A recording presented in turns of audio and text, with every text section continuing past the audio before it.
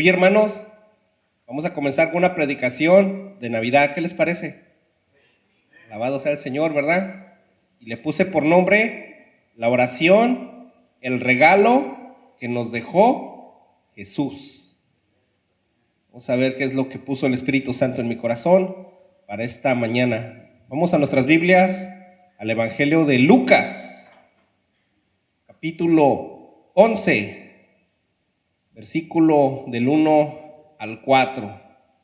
Aquí, hermanos, nuestro Señor Jesucristo les enseña a sus discípulos el Padre Nuestro.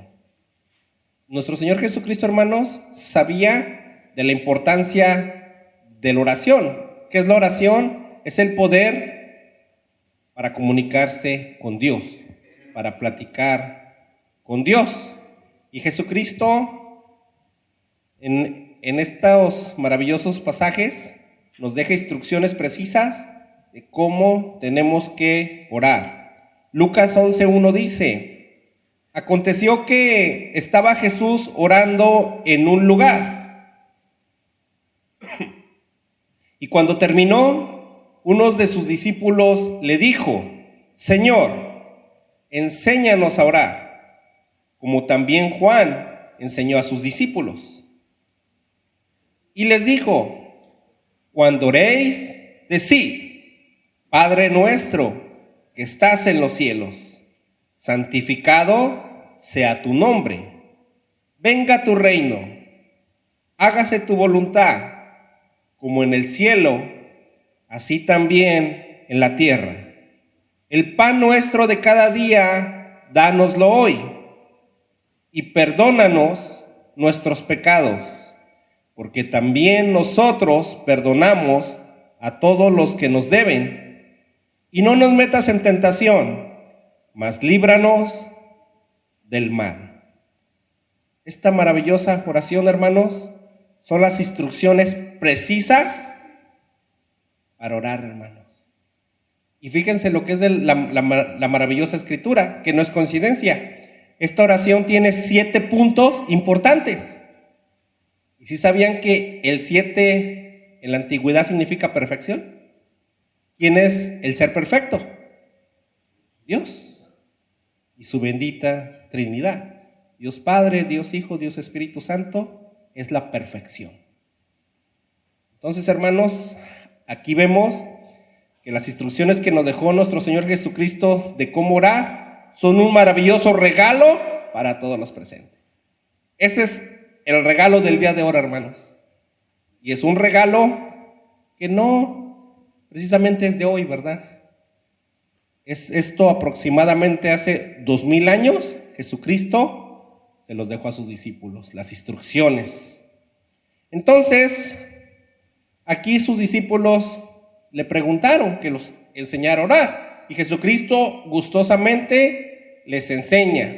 Entonces, hermanos, Jesucristo compartía su fe, de cómo glorificar, cómo alabar y cómo conversar, cómo orar con Dios Padre. ¿Qué tenemos que hacer este 24 de diciembre? Enseñarles a otros a orar, hermanos. Si alguno de ustedes ahorita cree que no sabe orar, ahora va a aprender. Ahora va a aprender a orar. Nada más que vamos a pedirle al Espíritu Santo que nos abra nuestro corazón y que nos llene con su maravilloso poder y su maravilloso discernimiento. Porque ¿saben qué, hermanos? Aunque tengamos al Espíritu Santo, de toda la sabiduría divina, no podríamos entender ni un 10%. Pero el Espíritu Santo nos da el suficiente entendimiento para llevar una vida en victoria y para recibir la recompensa. O sea, con el Espíritu Santo, caminando con Él, puedes obtener el conocimiento que tú necesitas. Quizás no vas a obtener todo el conocimiento universal, pero vas a obtener el conocimiento que tú necesitas para llevar una vida en victoria. Bueno, hermanos, vamos a aprender esta maravillosa oración. Empezamos con Lucas capítulo 11, versículo 2, y en ese mismo versículo vamos a ver los puntos que tiene, que son 4. Dice, Jesús dijo, cuando oréis, decid, Padre nuestro. Ok, hermanos, aquí, punto 1, ¿hacia quién tiene que ir dirigida la oración? Al Padre. Entonces es un punto maravilloso. Puede haber una excepción, porque también, ¿se acuerdan quién fue el primer mártir de la iglesia, verdad? Esteban. Cuando él vio a los cielos, él dijo, Señor Jesucristo, ¿a quién se dirigió? A Jesús. Pero acuérdense, hermanos, es un Dios trino. Entonces puede haber excepciones. Pero Jesús nos enseña que se dice Padre nuestro. ¿A quién va dirigida? Al Padre nuestro. Y la Biblia nos confirma esta enseñanza en Gálatas, capítulo 4, versículo 6. Hermanos, de esta enseñanza después les voy a dar hojas a todos, porque es importantísimo que la estudiemos en nuestros hogares, hermanos, porque es la clave de cómo orar. Y ahí les encargo, hermanos, que vean el video en el YouTube. Ponen Pastor Carlos Vega y ahí sale.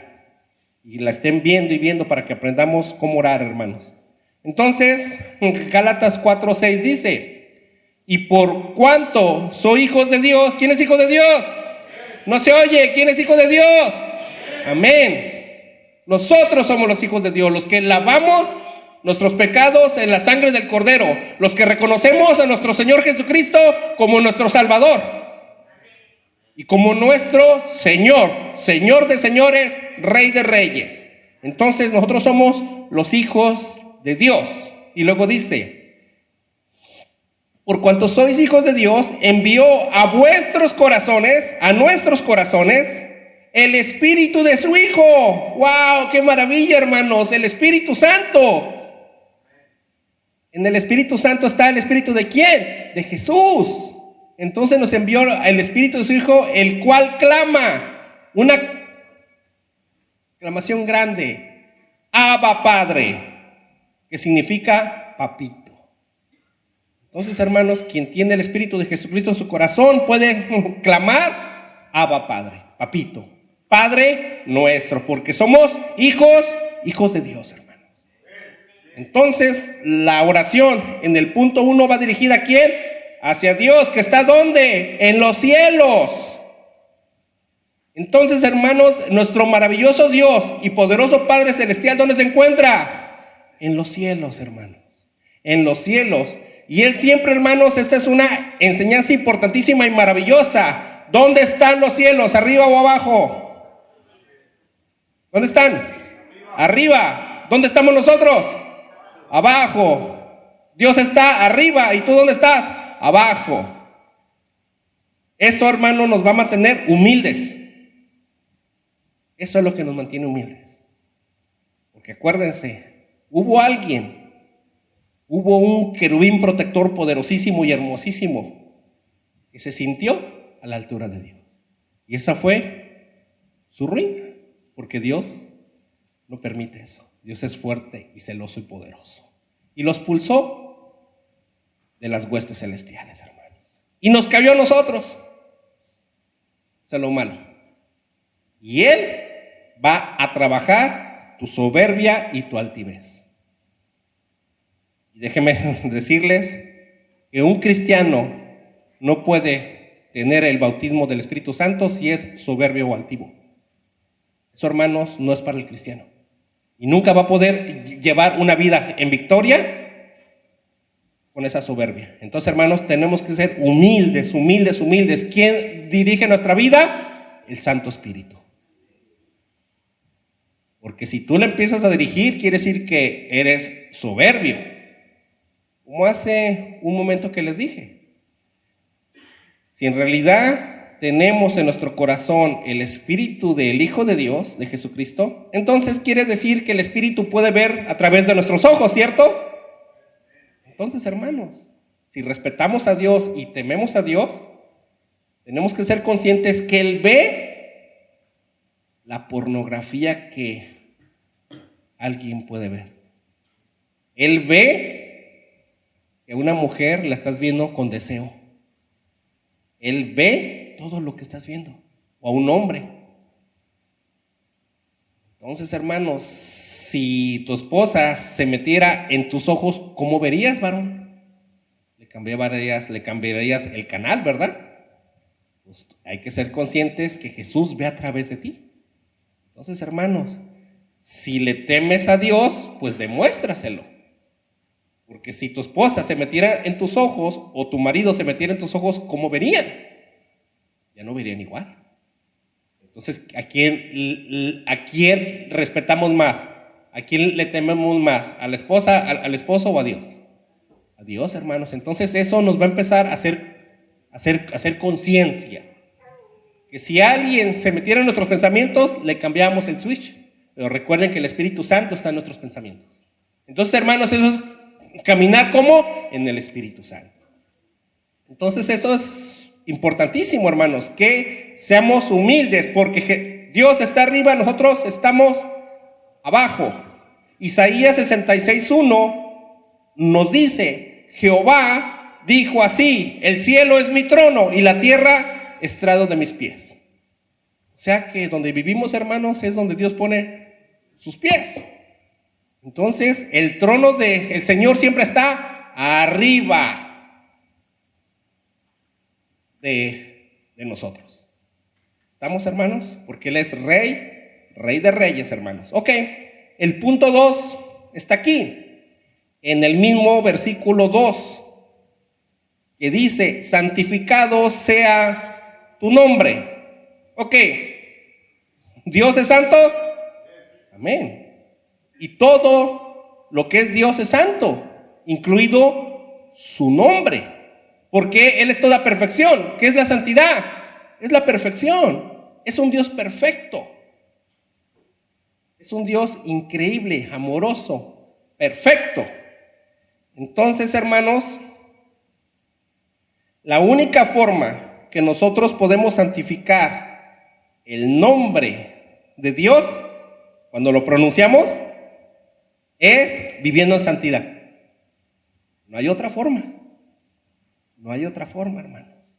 Porque como nosotros pronunciemos el nombre de Dios, la gente se va a fijar cómo vivimos. Entonces de nosotros depende la reputación de Dios, hermano. Es así. Cada uno de nosotros tiene la responsabilidad de, cuando habla de Dios, es lo que la gente va a pensar de Dios. Entonces, hermanos, la única forma es vivir en santidad. Primera de Pedro, capítulo 1, versículo 15 y 16, nos dice: sino como aquel que os llamó es santo. ¿Quién nos llamó? Dios. Dios te escogió desde antes de la creación del mundo, ¿sí sabías? ¿Quién de aquí escuchó cuando Dios lo llamó? Todos, porque están aquí. Dios te llamó, ¿para qué? Para que fueras santo. Y la palabra aquí nos dice: sed también vosotros santos en toda vuestra manera de vivir, porque escrito está: sed santos porque yo soy santo.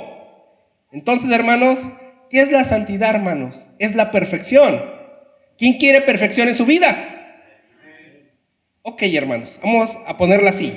Un ejemplo más fácil, porque dice: no, la perfección de Dios. Esta Biblia, hermanos, ¿por quién fue inspirada? Por Dios. Son las instrucciones para que vivamos así, ¿cierto? Ok. Pues déjenme decirles que la palabra de Dios es tan maravillosa que por más que la leas, por más que la medites, por más comunión que hagas con el Espíritu Santo, va a llegar el día en que te mueras y nunca alcanzaste a acabar. Porque el día que llegáramos a ser exactamente como Jesucristo, ese día ya no hay a dónde ir. O sea, llegaste, ¿cierto? Como en el trabajo de ustedes. Si aquí a alguien le pregunto, ¿tú sabes hacer bien tu trabajo? Quizás me diga, sí, sí lo sé hacer bien. Y le preguntaré yo, entonces tú no te pones nervioso cuando haces tu trabajo, ¿verdad? No. Y le preguntaría, ¿por qué no? No sé por qué lo he hecho miles de veces. La señora que cocina un pollo asado, digo, ¿tú te pones tensa cuando cocinas pollos asados? No, ¿por qué? Porque tengo un puesto de pollos asados. ¿Y eso qué? Pues que cocino 100 pollos diarios. Entonces no te pones nerviosa, no, porque lo sé hacer bien. Entonces tú podías aprender a hacerlo mejor, te dijera, no, ya estoy en el tope, o sea, ya lo he hecho tantas veces que lo puedo hacer con los ojos cerrados. Como uno que otro aquí está con los ojos cerrados. Entonces te pones a pensar, bueno, entonces ¿con Jesucristo será igual? No, con Jesucristo jamás, jamás, jamás vamos a llegar a ser como Jesús.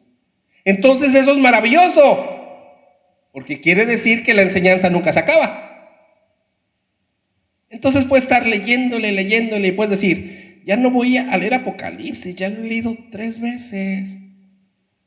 No, ya no. No, pues así lo leas 33 veces.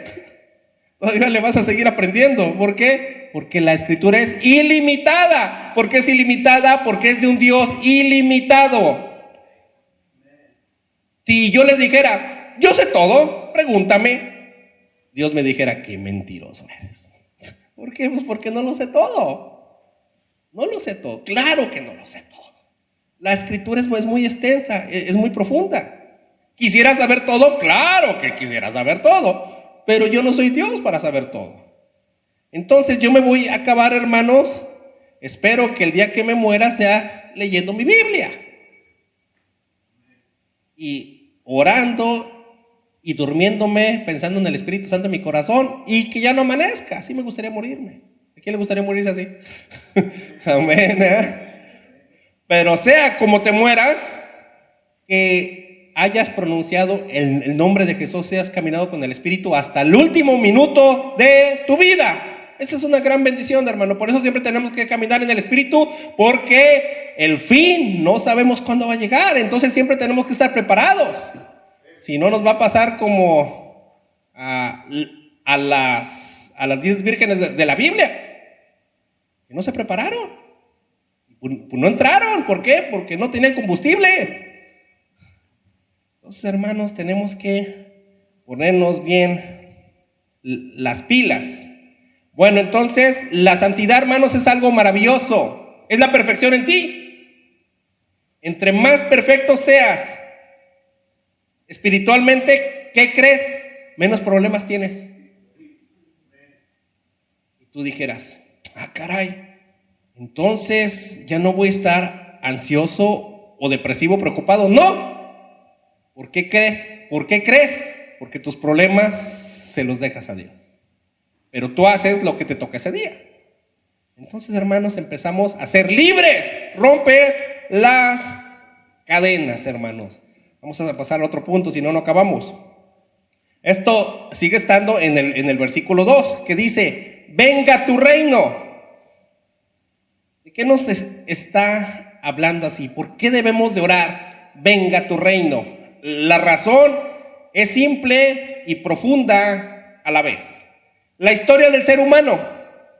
La historia del ser humano tiene miles de años. Y miles de años de historia nos muestran que los seres humanos no nos podemos gobernar de una manera efectiva. Que tú dijeras, Peña Nieto nos gobierna bien, ¿no? Trump nos gobierna bien, tampoco. Prometió que iba a ser barda, ni un tabique puesto.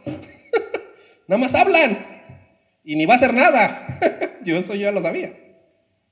Tampoco me estoy dando de súper profeta, ¿verdad? Simplemente no. Dices, Hitler gobernó bien. No, ponme aquí me pongas. Ningún gobierno es efectivo. Todos tienen virtudes, pero también tienen muchos defectos. Y todos benefician a unos y perjudican a otros. El único gobierno efectivo se llama reino de Dios. Es el único, hermanos, el reino de Dios. ¿Qué es lo que tenemos que llevarle a la gente? ¿El reino de quién? Díganlo, de Dios. De Dios, de Dios, de Dios. El reino de Dios. ¿Dónde empezamos a caminar en el reino de Dios? Aquí. ¿Quién está caminando ya en el reino de Dios? Digan amén. Amén. Exactamente, hermanos. Entonces, cuando conocimos a nuestro Señor Jesucristo y lo aceptamos como nuestro Señor y Salvador, empezamos a caminar ¿dónde? En el reino de Dios. ¿Estamos caminando espiritualmente? Sí. ¿Estamos conociendo la cuarta dimensión espiritual? Sí. ¿La estamos llevando a la tercera dimensión? Sí. ¿Empezamos a caminar en el reino de Dios? Sí. Amén. Eso es algo maravilloso, hermanos, que desde ahorita ya tenemos un pedacito de cielo en nuestra vida. Hermanos, eso es para glorificar a Dios. Démosle un aplauso a Dios, hermanos, porque Dios es bueno, Dios es grande, Dios es nuestro Padre celestial. Amén. Gloria a Dios, hermanos. Siempre cuando escuchen algo que les agrada de Dios, digan gloria a Dios, amén, aleluya, alabado sea el Señor. Participemos todos, hermanos, porque somos una iglesia viva, viva, viva. ¿Por qué? Porque Jesucristo está vivo, vivo, vivo. Y esto es maravilloso, hermanos. Esto es maravilloso, hermanos. Entonces, Mateo 6:33 nos enseña, mas buscad primeramente el reino de ¿quién? De Dios y su justicia, porque Dios es justo, Dios es perfecto. Y todas las demás cosas, hermanos, de este mundo os serán añadidas. No te afanes, dice la Escritura, unos versículos arriba. No te preocupes, ¿cómo habéis de vestir? ¿Qué habéis de comer? ¿Dónde vivirás? No te preocupes, tú vive el día de hoy. Porque el día de mañana, ¿a quién le pertenece? A Dios, hermanos. Entonces, hermanos, venga tu reino. Y ya tenemos un pedacito de su reino. ¿Y saben cuándo va a venir el resto? En la segunda venida de nuestro Señor Jesucristo. ¿Quién dice aleluya a esto? Aleluya, gloria a Dios, hermanos. Wow, yo ya quiero que venga, hermanos. De verdad, yo ya quiero que venga. Porque no se va a comparar el reino de Jesucristo con el reino de Peña Nieto, hermanos. Ni cuándo, hermanos. O de Trump, o de el capo, porque los capos ya son los que gobiernan, hermanos. No, hermanos, yo ya quiero que venga Jesús. Lo tenemos por tardanza, pero va a venir. Sí. Sí va a venir. Cuando alguien que te diga, no, ¿desde cuándo está viniendo? Y no viene. Y dile, pues, ¿sabes cuándo te va a llegar a ti? ¿Cuándo? Cuando te mueras. Porque cuando te mueras ya no hay mañana. Porque lo vas a recibir desde la tumba. Porque Él va a venir.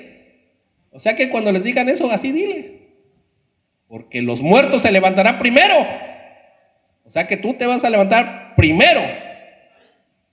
Pero tú sabrás a dónde te quieres ir, arriba o abajo. Hermanos, esa es una realidad maravillosa para quien camine en Jesús. ¿Quién es salvo aquí? Amén, aleluya, glorificado sea el Señor. Pero los que no son salvos, hermanos, pues pobrecitos, tenemos que ir a salvarlos. Porque para eso somos iglesia, para eso somos soldados de Dios. Para eso tenemos que salir por ahí, para salvar almas. Almas, almas, almas.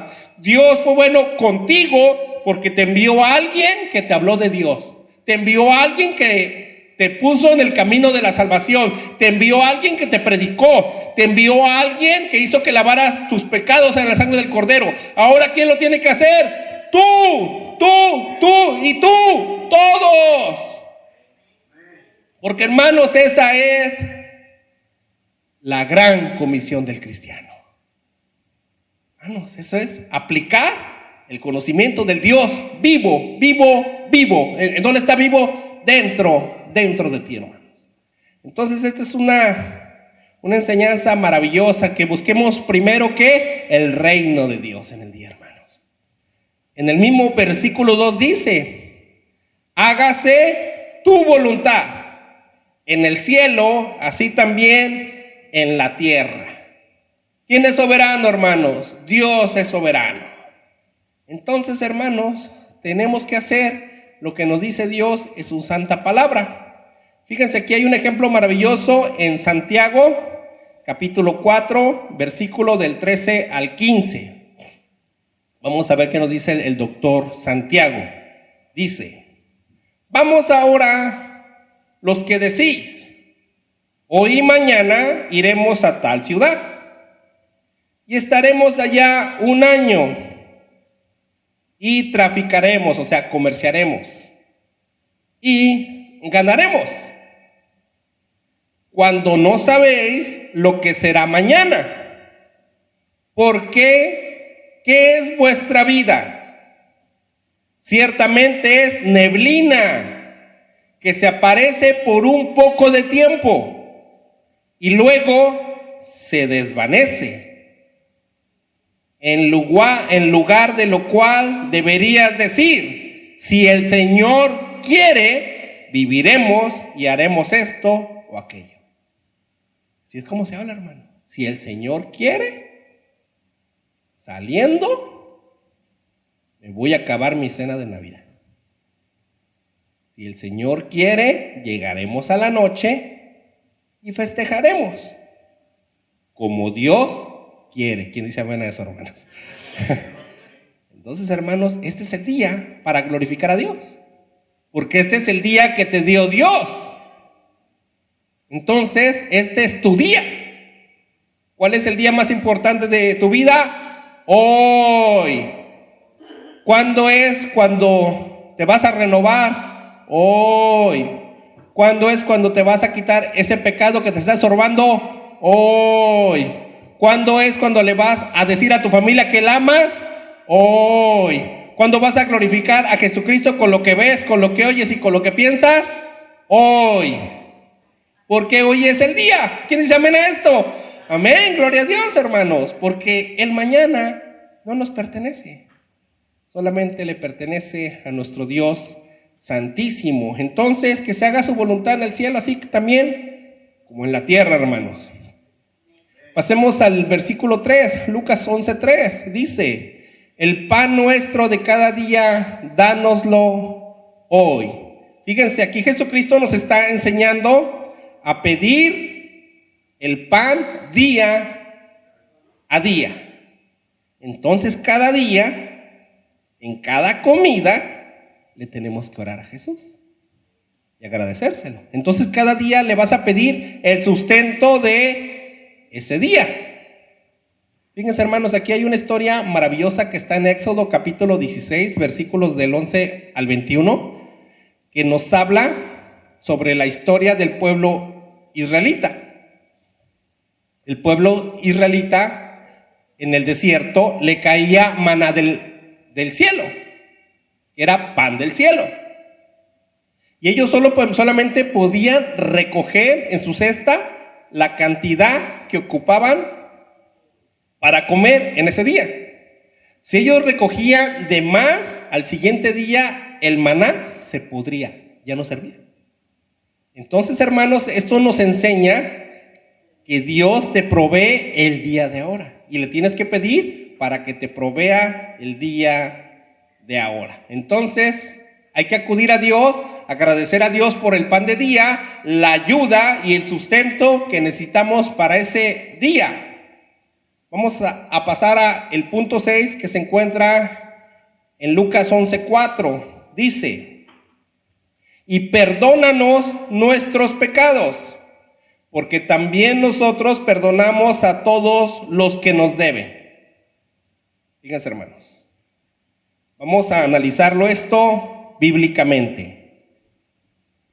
Efesios 4:32 nos enseña esta maravillosa enseñanza del apóstol Pablo. Dice: Antes, ser benignos, o sea, ser buenos, unos con otros. Hijos de Dios, hermanos, ¿tenemos que ser buenos unos con otros? Sí, y más en la iglesia, hermanos, más entre nosotros. Tenemos que ser buenos unos con otros. Misericordiosos, ¿qué significa misericordia? Compasivos. Dios dice, misericordia quiero, no sacrificio. Tenemos que ser compasivos unos con otros. Tienes que tener compasión para tu hermano. Tienes que tener compasión para tu esposa. Tienes que tener compasión para tu esposo. Tienes que tener compasión para tus hijos, para tu vecino y para el hermano de la iglesia, para la hermana de la iglesia. Tienes que ser compasivo, porque Dios es compasivo contigo. ¿Cuánta paciencia te ha tenido Dios? Piénsalo. Entonces Dios te muestra la paciencia que tú le tienes que tener a tu hermano. Entonces dice, ser benignos unos con otros, misericordiosos, perdonándonos unos a otros, como Dios también nos perdonó a vosotros en Cristo Jesús. ¿Cuánto te ha perdonado Dios a través de Cristo, hermanos? Eso es lo que tú le tienes que perdonar a tu hermano o a cualquier persona, hermanos. La Biblia nos advierte en Mateo capítulo 6, versículo 14 y 15. Aquí hay una advertencia que no podemos pasar por alto. Dice, Mateo 6, 14 dice, porque si perdonáis a los hombres sus ofensas, os perdonará también a vosotros vuestro Padre Celestial. Mas, si no perdonáis a los hombres sus ofensas, tampoco vuestro Padre os perdonará vuestras ofensas. Entonces, hermanos, si no perdonas, no te perdonan. ¿Estamos? Así de fácil. ¿Es justo? Sí. Claro que es justo. ¿Se acuerdan del rey? Había uno en su reino que le debía una millonada en plata. Una millonada. Era impagable la millonada que le debía. Y el siervo del rey le dice, perdóname, no me mandes a la cárcel, yo te voy a pagar todo lo que te debo. Y el rey tuvo compasión de ese hombre y le perdonó toda la deuda, que era gigantesca. Es como si ahorita ustedes aquí le debieran a alguien $5 millones. Y pues a la cárcel y dijeras, no, perdóname, yo te la voy a pagar todo. Pues a ver cómo le haces, ¿eh? Pues dices, te la voy a pagar todo, y te dijera, ok, te la perdono, imagínate. Te la perdono. Y este hombre sale y va caminando y se encuentra uno que le debía $50, 50 pesos. Págame, le dice, y lo agarra de los pelos y lo trae arrastrando por toda la calle. Págame. Y va con el policía, para el policía y que lo metan a la cárcel hasta que no me pagues mis 50. Y eso lo hizo saliendo de con el rey. Y como ahora con los iPhone, hermanos, pues todo se graba. Alguien lo grabó y se lo enseñó al rey. Mira, rey, ¿se acuerda el que le perdonó $5 millones? Pues este hombre metió a la cárcel a uno que le debía 50. Y el rey dice, tráigamelo para acá. ¿Dónde lo metieron? En el calabozo, donde había crujido y chillar de dientes, hermanos. ¿Él perdonó? No. ¿Y a él le perdonaron? Sí. A través de Jesús, ¿cuánto te ha perdonado Dios? Nada más dime, ¿cuánto? ¿Cuánto nos ha perdonado? ¿La deuda es grande? Sí. Ok. ¿Qué te hizo el que te ofendió o la que te ofendió? ¿Qué te hizo? ¿Es así de grande como la deuda que te perdonó Dios? No. ¿Ya lo perdonaste?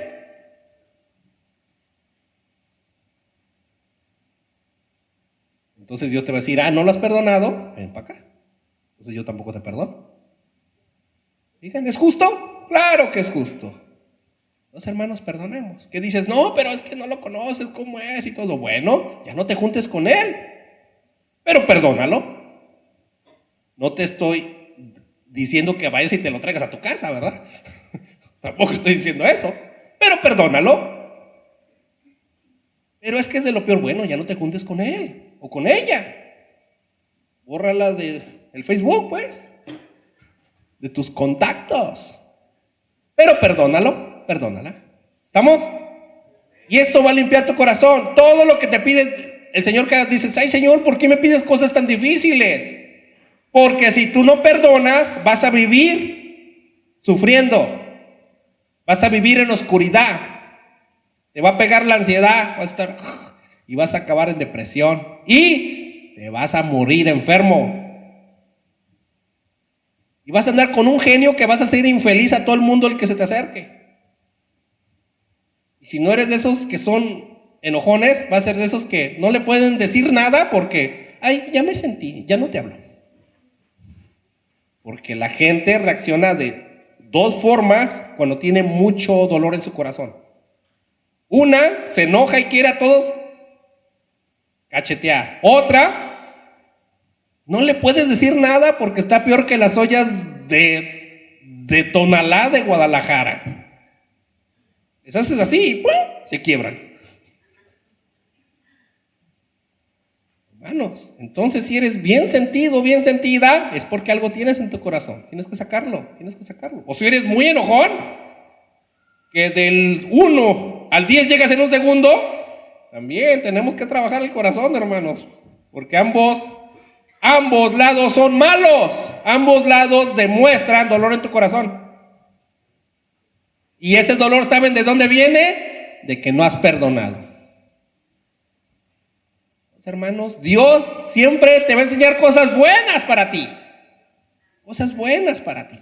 Porque Dios es maravilloso, hermanos. Maravilloso, maravilloso, maravilloso, maravilloso, hermanos. Y me quedé corto con la expresión. Punto 7 está en Lucas 11:4. Dice, no nos metas en tentación, mas líbranos del mal. Vamos aquí a hacer una aclaración.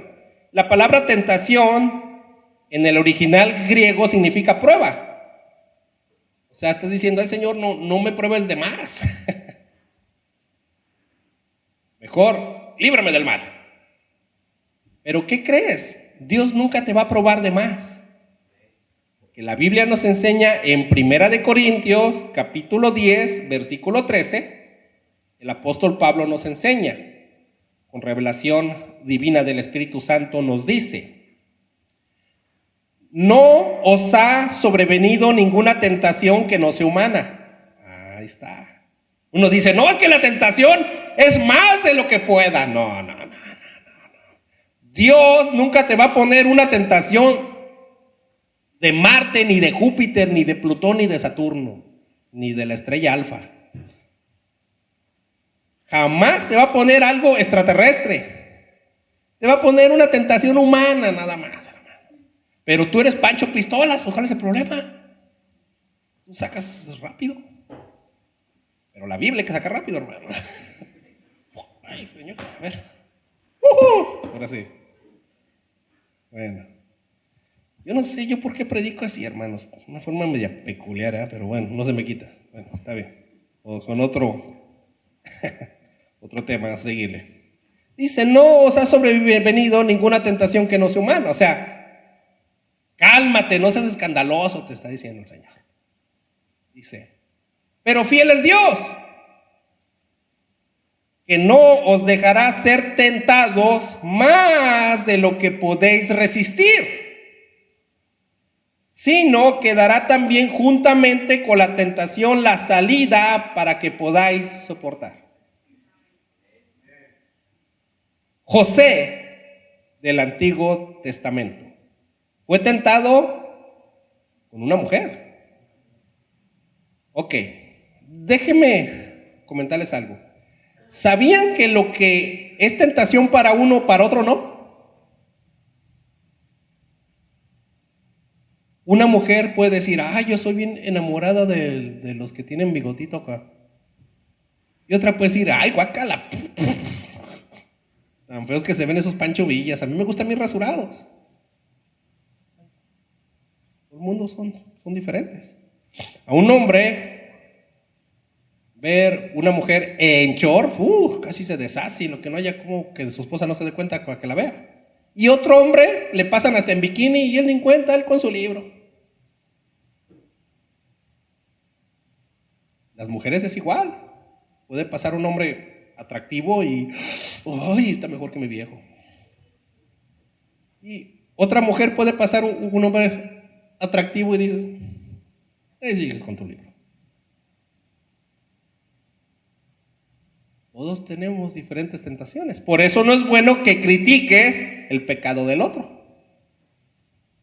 Porque si al otro le pones tu pecado, te va a decir, ya, porque eso te hace caer. Entonces así, hermanos. Todos tenemos diferentes concupiscencias, que son debilidades. Entonces dice, a José se le ofreció esta mujer. Y Dios le dio la salida. ¿Cómo? Pues que era bien veloz para correr y se echó a correr. Patas, ¿para qué te quiero? David, Sansón y otros que andan por ahí. La misma tentación y no se echaron a correr. ¿Se fijan? José sí pudo, el otro no pudo. El otro, David era maravilloso, tenía un corazón de acuerdo al corazón de Dios. Pero ese tropiezo que tuvo con Betsabé marcó su vida. Y vinieron las secuelas. ¿Qué son las secuelas? A ver, las consecuencias. Las consecuencias ahí están, hermanos. Pero ya le pedí perdón a Dios. Qué bueno. ¿Y te perdonó? Sí, me perdonó. Alabado sea el Señor, aleluya. Pero la consecuencia ahí sigue. Bueno, pues las consecuencias son las consecuencias. O sea, esas ahí siguen. Pero eso ya, atrás que quede. Son las consecuencias. David le pidió perdón a Dios. Sí. ¿Lo perdonó? Sí. ¿No le quitó el reino? ¿Llegaron las consecuencias? Sí. José corrió. ¿Tuvo las consecuencias? Sí, pero favorables. Y el otro las tuvo desfavorables. ¿Se fijan? Siempre hay consecuencias. Lo que corrió tuvo consecuencias, sí, pues lo metieron a la cárcel, pobre. Pero eso fue lo que lo llevó a Faraón. Y eso es lo que lo llevó a ser gobernador de Egipto. Entonces Dios te manda por otros caminos. Entonces, hermanos, no hay tentación que no puedas vencer en el Espíritu Santo, con el Espíritu de Dios. Pero hay un tentador, que es Satanás. Mateo 4:3 dice, vino el tentador y le dijo, si eres hijos de Dios, di que estas piedras se conviertan en pan. ¿A quién le dijo? A Jesucristo. Él te engaña y te tienta.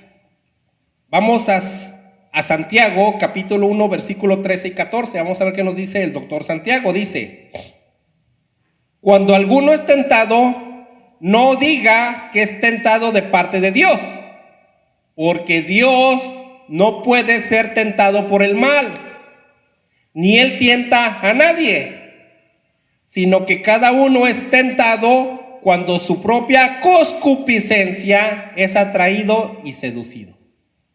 ¿Qué es la concupiscencia? Es tu debilidad, es tu punto flaco. Entonces, hermanos, Satanás sabe exactamente cuál es tu debilidad y por ahí te da.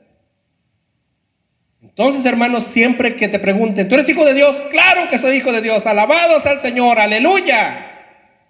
¿Estás fortalecido en el Señor? Alabado sea el Señor, amén, tengo el Espíritu Santo.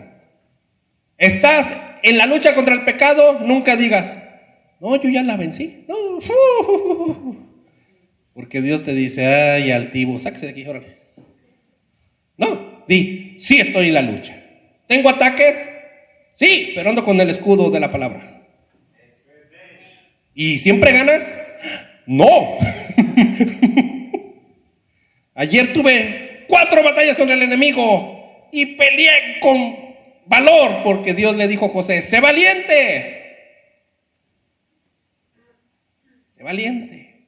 Y peleé con valor. ¿Y las ganaste las 4? 3. Okay. Antes de ser cristiano, ¿cuál batalla? No, pues ni batalla sabía. 4 tentaciones, pues en las 4 te revolcaste.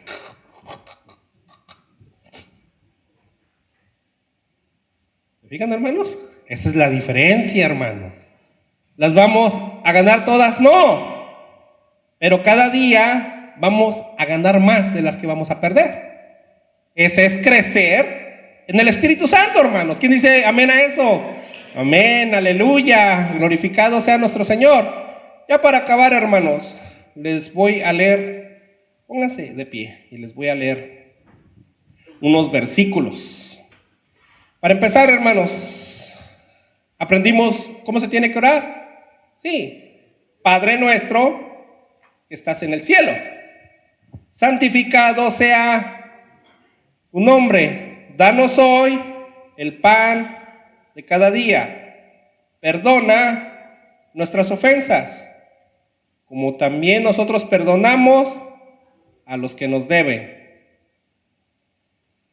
No nos dejes caer en tentación y líbranos del mal. No es difícil, son 7 puntos. Ok, hermanos. Jesús dijo en Juan 14:6, yo soy el camino y la verdad y la vida. Nadie viene al Padre sino por mí. Cuando oras, ¿tú puedes ir al Padre sin Jesús? No. Entonces, siempre que oras, tienes que decir Padre nuestro, pero con Jesucristo en tu corazón. Juan 16:23, en aquel día no me preguntaréis nada, de cierto os digo que todo cuanto pidiereis al Padre en mi nombre, os lo dará. ¿En el nombre de quién? De Jesucristo. Siempre se pide en el nombre de quién? De Jesucristo. Entonces se dice, Padre nuestro, te pido esto en el nombre de quién? De Jesucristo. Entonces tú dices, Padre nuestro, te pido salud para mi hijo, amén. No. Si no funciona. ¿Se fijan? Y más de uno ya lo ha hecho. Padre nuestro, te pido salud para mi hijo en el nombre de Jesucristo. Estamos porque la escritura es clara. Entonces está diciendo aquí que todo cuanto pidieres en mi nombre, Él te lo dará. En su nombre de Jesús. Efesios 5:20 nos enseña, dice, dando gracias por todo al Dios y Padre. ¿A quién le tienes que dar gracias? A Dios, al Padre. El Padre es nuestro, dice. En el nombre de nuestro Señor Jesucristo. ¿Se fijan? Dando gracias. Entonces, al finalizar, ¿qué dices de la oración? Señor, te agradezco todo lo que me has dado en el nombre de nuestro Señor Jesucristo. Ahí está. Entonces le pides en el nombre de Jesús. Vas al Padre a través de Jesús. Y le das gracias en el nombre de Jesús. ¿Se fijan? Entonces, hermanos, en toda oración debe de ser el nombre de Jesús. Y cuando finalicemos, amén, así sea. Así sea en el nombre de Jesús. Ya para acabar, Filipenses 2:9. Esto es maravilloso, hermanos. Abran su corazón para que lo reciban. Por lo cual Dios también le exaltó hasta lo sumo y le dio un nombre que es sobre todo nombre, para que en el nombre de Jesús se doble toda rodilla. Quien si quiere hincar, que se hinque. Se doble toda rodilla de los que están en los cielos y en la tierra, debajo de la tierra. Y toda lengua confiese que Jesucristo es el Señor, para la gloria de Dios Padre. Amén.